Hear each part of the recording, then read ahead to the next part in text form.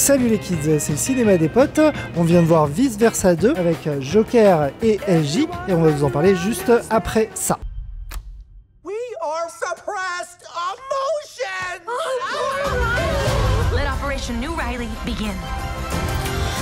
You aren't packed yet? I'm the worst! Well, that's a preview of the next 10 years. Come on! Riley needs us. Have I ever steered you wrong before? Many times. Alors on va commencer par recueillir les impressions globales, ce qu'on a pensé en gros du film. Ouais, j'ai passé plutôt un bon moment globalement devant le film avec plus de plus. J'avais vraiment beaucoup aimé le premier, je suis peut-être un petit peu déçu par rapport au premier, mais sinon globalement ça reste une bonne expérience en salle. Moi j'ai trouvé le film plutôt sympa, sans plus.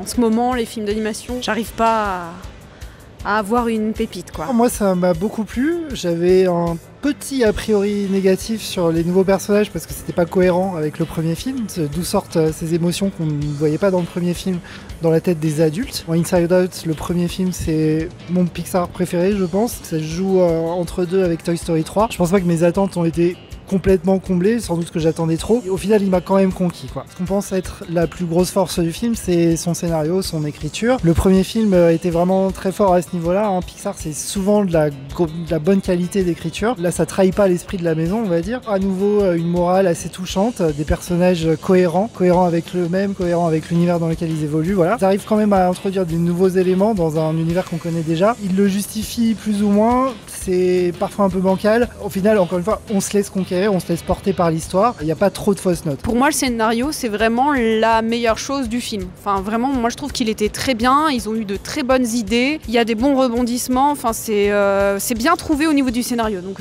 pour moi, vraiment, c'est la force du film, effectivement. J'ai bien aimé l'intégration des nouveaux personnages. Et c'est le point fort du film.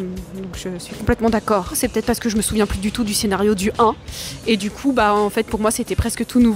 Voilà. Du coup, je vais passer pour le bad guy. Je vais un petit peu nuancer. Sur le premier, on avait vraiment énormément de bonnes idées. Fatalement, on part d'une feuille blanche, donc c'était le plus facile. Avec plein de petites subtilités qui fusent dans tous les sens, je trouvais, dans le premier, par rapport à la construction psychique. Je trouve pas vraiment l'équivalent de ce que pouvait être Bing Bong dans le premier, de ce que pouvait être l'abstraction. Même si, effectivement, ils ont réussi à faire quelque chose de nouveau, c'est pas aussi fort, je trouve. Globalement, Pixar nous a habitués à faire des bons scénarios, et là, ça fait le job aussi. Sans vouloir dire que l'histoire n'est pas une réussite, parce que c'est une réussite, il y a des passages qui sont un tout petit peu prévisibles, vraiment assez typiques des films pour un certain âge. On voit Joy dès le début qui prend des mauvais souvenirs et qui les envoie à la réserve pour les oublier. On se dit, bon, on sait quelle leçon elle va apprendre à la fin du film, et ça manque pas. Ce petit vernis enfantin qui fait qu'en tant qu'adulte, on dit, ok, on sait où ça va.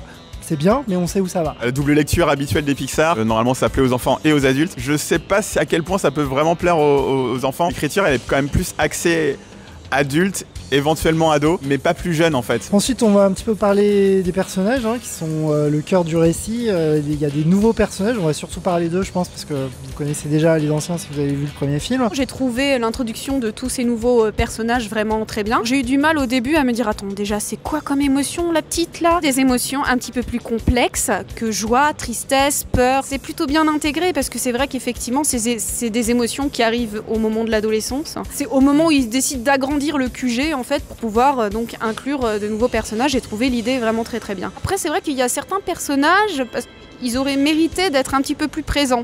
C'est vrai qu'il y en a un principalement qui est très très présent et les trois autres ils sont un peu en retrait et je pense que ça aurait été bien de les travailler un peu plus. Oui, si vous vous souvenez, à la fin du 1, il y a un gros bouton rouge bizarre qui apparaît. C'est littéralement la suite qui enchaîne. Et avec ça, les nouvelles émotions. La première chose, c'est la cohérence vis-à-vis du premier. Il y a toutes ces nouvelles émotions dont on ne parlait pas auparavant qui apparaissent soudainement.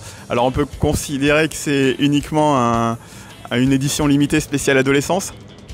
mais est-ce que c'est vraiment le cas? Sous-entendu, quand on va dans la tête de la mère, que l'anxiété n'avait pas fait son apparition depuis très longtemps. Genre. Ils essayent de recoller les bouts un petit peu, mais ça marche pas trop, parce que quel adulte n'a pas d'anxiété? Il n'a aucune anxiété. On parle des nouveaux personnages, mais il y a aussi les anciens personnages. Eux-mêmes, ils ont eu aussi une évolution. Dans le 1, globalement, ils apprennent à travailler ensemble, à vivre ensemble. Même s'il y a des personnages qui ont un peu le lead en fonction de la tête chez qui on est, il y a quand même des décisions collégiales et un passage à l'un à l'autre, alors qu'effectivement, au tout début de l'histoire, on n'était que sur un personnage qui drive tous les autres. On voit aussi donc l'évolution des anciens personnages, c'est assez intéressant de voir ça, de voir qu'effectivement, au fur et à mesure que l'on grandit, certaines émotions prennent plus le pas que d'autres. On poursuit sur la belle inventivité du premier, et donc ça c'est une force pour moi à ce niveau-là. Je suis assez d'accord avec tout ce qui vient de se dire, hein. Les personnages sont une réussite, moi je les trouve tous très attachants, et en premier lieu Riley elle-même, qui est le personnage principal, hein, on va pas l'oublier. Je la trouve super attachante, cette gamine, avec ses qualités, ses défauts, ses machins. Et les émotions elles-mêmes aussi sont très attachantes, parce qu'elles ont tous évidemment leur importance, hein, c'est ce qui est démontré dans le premier film. C'est vrai que la plupart des émotions, et en particulier les nouvelles émotions, à part l'anxiété, sont mises en retrait. C'est un film d'1h30, moi j'aurais aimé un petit film de 2 heures. Un autre point positif qui se répète du premier, c'est encore une fois le bon choix de ne pas avoir d'antagoniste dans le film. L'anxiété est là, et il y a un conflit clairement entre l'anxiété et la joie. C'est un conflit qui naît de 2 bonnes intentions en fait. L'anxiété est aussi là pour aider Riley comme toutes les autres émotions, et Joy le sait. Elle le sait pendant tout le long du film, parce que c'est une leçon qu'elle a déjà appris dans le premier film. Pas de fausses notes encore une fois sur les personnages, la cohérence des personnages, les leçons qu'ils ont apprises dans le premier film. Ensuite on va parler de la place de ce film un petit peu dans les derniers Pixar, et plus globalement dans les derniers films d'animation, on va dire gros budget, les DreamWorks, les Disney, etc. Vice Versa 1 fait partie de mes préférés clairement en Pixar, et donc j'ai quand même une attente assez importante sur celui-là. Si on compare avec d'autres 2 dans Pixar, on est quand même souvent déçus, sauf Toy Story. Il y avait moyen de se planter, et je trouve que bon, on s'en sort pas trop mal à ce niveau-là. Vu qu'on se nourrit du premier, dans celui-là, on reste dans une plutôt bonne dynamique, parce que effectivement j'étais assez plutôt déçu de certains récents, et même élémentaire, il y avait des trucs un petit peu trop bons sentiments à certains moments, parce que c'est le 2 d'un Pixar que j'aime beaucoup. Ok, il va être plutôt bien placé. En termes de créativité pure, peut-être pas tant que ça finalement. Moi je le place assez haut, hein, dans les tops des Pixar. Je sais pas s'il est dans le top 5. C'est pas le choc émotionnel du premier, on va dire. Le premier, il y a plus d'enjeux. Pour rappeler, le premier, Riley quand même fugue de chez elle à la fin. Un climax que je trouve magistral à la fin du premier. Ils essayent et ils y arrivent presque, mais c'est difficile quand même à reproduire. Le film récent d'animation gros budget avec lequel j'avais le plus envie de le comparer, au niveau scénario, histoire, personnage, c'était Frozen 2, parce que Frozen 2 c'est un film, si vous vous souvenez de ma critique à l'époque, qui rate tout ce que ce film-là réussit. Dans Inside Out 2, on invente des choses qui sortent de nulle part, mais ça détruit pas l'univers, quoi. Ça détruit pas les blocs fondateurs de l'univers.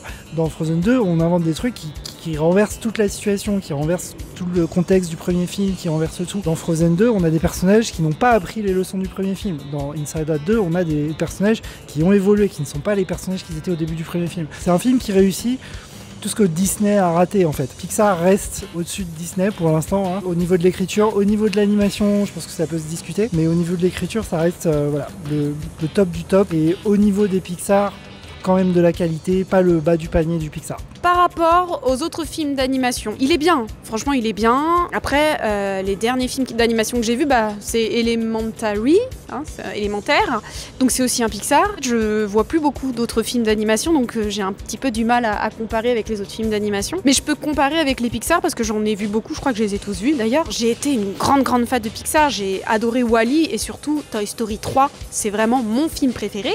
Mais depuis, tous les derniers, non, ils ne me touchent pas, enfin il y a un truc qui va pas, je ne sais pas pourquoi, j'ai peut-être perdu mon âme d'enfant, enfin je suis devenue une sociopathe. Je suis devenue une sociopathe, voilà, enfin ça passe plus. Pourtant je continue à aller voir les Pixar, je continue à espérer. On va aussi un petit peu parler de l'animation, l'aspect plus technique, graphique, visuel, esthétique. Pour moi il n'y a pas de problème en soi parce que c'est l'animation du premier film. Il n'y a pas grand chose de différent, il y a quelques petits gags qui sont un petit peu plus ou moins une redite d'un passage célèbre du premier film où ils utilisent plusieurs types d'animations différents en les contextualisant avec le paysage 3D autour, etc.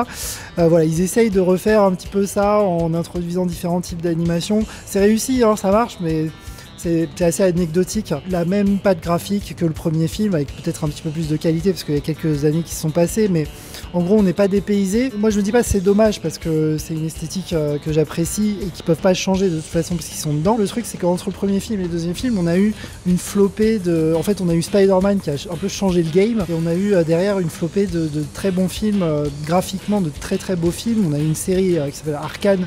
Je pense que tout le monde en a entendu parler pour la qualité de son animation. Et ce film-là ne peut pas vraiment en profiter parce qu'il est bloqué dans les codes graphiques du premier film. Et ça reste très joli. Moi, j'adore la texture des personnages qui sont un petit peu en mélange entre du feutre et quelque chose de très aérien ou éthéré, en bulles, en petites bulles de lumière. J'espère que s'il y a un troisième, ou même pour d'autres films, Pixar va essayer de se diversifier comme les autres studios ont pu le faire avec le chapeauté, avec Spider-Man 1 et 2, avec les Tortues Ninja. C'est le futur de l'animation, de ce que je peux voir en ce moment. Si Pixar ne prend pas le train du futur, comme le dit mon collègue, il va rester derrière, et c'est dommage parce que derrière il y a quand même beaucoup de créativité dans les scénarios, dans tout. Ce serait gâcher du talent que de ne pas se renouveler. En particulier le 1, justement avec certaines séquences, avait réussi à faire des petits pas de côté et à faire des tests en quelque sorte d'animation, de s'amuser sur certains éléments. Là, on fait un petit peu pareil, mais c'est juste des petits gags par-ci par-là. Ça fait le job, mais il n'y a pas plus derrière. Tu as parlé du Chapeauté 2. Chapeauté 2 a osé se démarquer complètement du 1 et même de Shrek du coup. Effectivement, là, on aurait très bien pu imaginer Riley change, pourquoi pas aussi l'animation interne à ce niveau-là. Peut-être d'ailleurs que c'est une idée pour le 3. Faut que Pixar arrive à se renouveler parce que ils ont changé le game et là maintenant ils sont un petit peu en arrière par rapport aux autres. Moi je voudrais ajouter un point sur les émotions que procure ce film. Ce que j'adore, c'est quand un film d'animation arrive à me toucher au point de me faire pleurer à la fin du film. Certains films d'animation ont réussi à faire ça et c'est quand même énorme parce que c'est quand même du dessin et nous faire pleurer des personnages dessinés, enfin c'est super fort. Alors c'est vrai que le personnage quand même qui n'est pas une émotion, c'est-à-dire Riley, le personnage de la petite fille, c'est elle qui procure, on va dire, le plus d'émotions dans ce film. C'est elle qui, voilà, on est un petit peu triste avec elle, on se sent avec elle, enfin on a envie de l'aider et d'être avec elle. Les émotions en elles-mêmes, en fait, moi, joie ne me fait rien du tout, tristesse ne me fait rien du tout. Les émotions en elles-mêmes ne m'apportent aucune émotion. Petit truc en plus, je voulais mentionner en spoilant un petit peu, hein, attention, spoiler. J'ai beaucoup aimé la redite d'une scène qu'on retrouve dans le premier où Joy est au fond du trou, c'est le pire moment du film pour elle, quand elle est sur cette pile de mémoires oubliées. C'est à ce moment-là qu'elle se rend compte de l'importance de la tristesse, la place de la tristesse dans les émotions de Riley et pourquoi c'est une émotion bénéfique au final. Et c'est une scène extrêmement touchante dans le premier, avec une signification énorme pour nos propres émotions, nous spectateurs qui regardons le film, pour les enfants qui découvrent leurs émotions, etc. Il y a cette même scène en fait dans le film, mais voilà, sans vouloir spoiler, elle se finit différemment et on a ce moment où on se dit putain mais est-ce qu'ils vont refaire la même scène, est-ce qu'ils vont être à ce point paresseux créativement, et voilà, ils réussissent à nous surprendre encore une fois. Et voilà, j'ai beaucoup aimé ce petit chassé-croisé, on va dire, entre ces deux scènes, ce miroir. Dans le premier, c'est impossible de pas pleurer, je pense, globalement, surtout quand on le voit pour la première fois. C'est compliqué de pas pleurer. Là, ça va. Globalement. Là, je trouve que ça allait. Effectivement, il y a des moments où je vois que tu essayes de m'avoir là, mais non, j'y arriverai. Au niveau humour aussi, c'est la même chose. C'est-à-dire que dans le premier, je trouvais que ça enchaînait tout le temps. Une bonne idée, généralement drôle, et ça enchaîne et ça enchaîne. Et puis, t'as vu, je t'ai eu, là, tu vas pleurer un petit coup. Il y a moins de montagnes russes, paradoxalement, alors qu'on va parler de l'adolescence. C'est peut-être le petit truc qu'on va dire raté, non pas vraiment, mais par rapport au premier qui est moins bien, quoi. Je vais dire un tout petit mot sur l'humour pour compléter. Je pense que ce qui a déjà été dit, c'est une vraie réussite. On se marre bien, franchement. Il y a une scène au début qui est excellente entre une analyse de sourcils. Vous comprendrez en verrant le film. C'est vraiment l'une des scènes les plus drôles du film. À la limite, je trouve ça dommage qu'il n'y ait pas plus de scènes comme ça où on a plus d'interaction entre les émotions de personnages d'autres que Riley, les adultes, ses amis, etc. On avait un petit peu la possibilité, dès le premier film, de s'étendre et de voir un petit peu d'autres trucs, mais encore une fois, en particulier les chats, il n'y a aucun chat dans ce film. Moi je m'attendais à ce qu'ils en mettent. Voilà, encore une fois, c'est un film d'1h30, c'est dommage, moi j'aurais bien rajouté une bonne demi-heure de plus. C'est un film qui est beaucoup plus plaisant pour les adultes qui ont vécu le passage de l'adolescence ou qui vivent avec des personnes adolescentes autour d'elles. Enfin, c'est vrai que je pense qu'un enfant de 10 ans va pas comprendre toute la subtilité de ces nouvelles émotions qui apparaissent. C'est pas mal pour les adultes plus que pour les enfants. Et pour terminer, donc, je lui mettrai la note